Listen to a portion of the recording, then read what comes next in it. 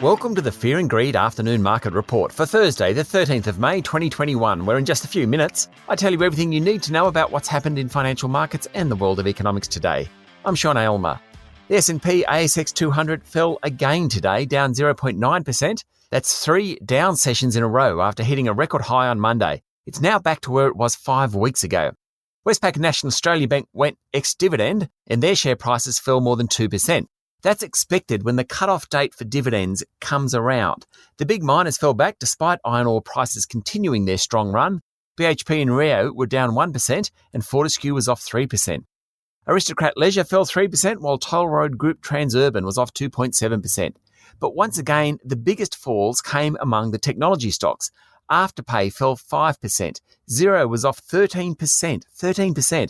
After the accounting software group said revenue rose 18% and subscribers surged, pushing pre-tax profit up nearly 40% for the 2021 financial year.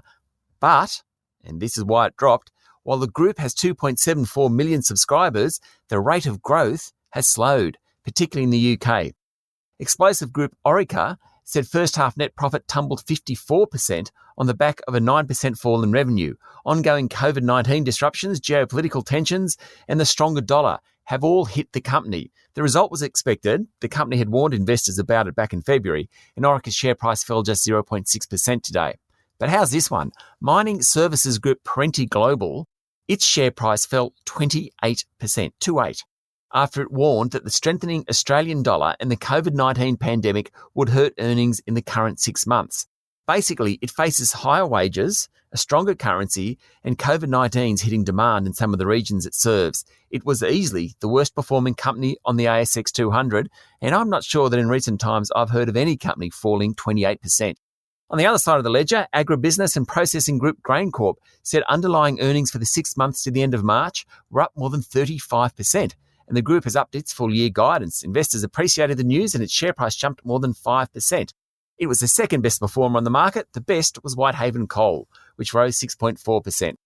Pretty rough day for the Aussie dollar, which ended trading at 77.3 US cents. That was on the back of the higher than expected inflation figures released in the US early this morning. That sent the US dollar higher, hitting the local unit.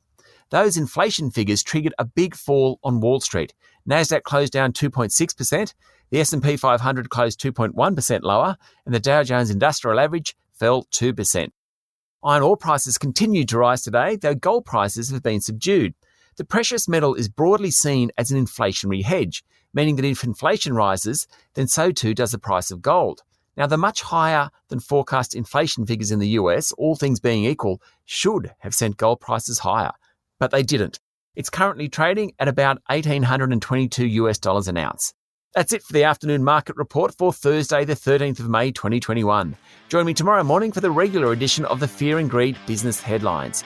I'm Sean Aylmer. Enjoy your evening.